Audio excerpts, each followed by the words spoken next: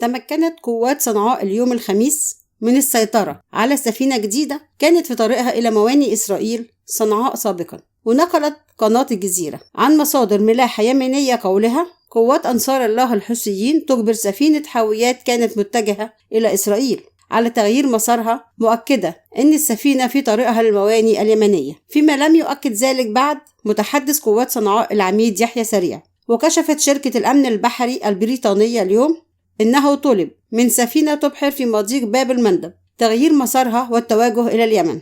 وذكرت هيئة عمليات التجارة البحرية البريطانية في مذكرتين إرشاديتين إنهما تحققان في الواقعة وفي حادث آخر في المحيط الهندي قبالة اليمن. كما قالت هيئة عمليات التجارة البحرية في المذكرة إنها تلقت بلاغا من سفينة عن رؤية انفجار قبالة سواحل اليمن في جنوب البحر الأحمر. وذكرت إن سفينة شحن مملوكة لجزر مارشال وترفع علم هونج كونج رصدت سقوط صاروخ في المياه أثناء إبحارها باتجاه الشمال. وبكده يكون فيديو النهاردة خلص.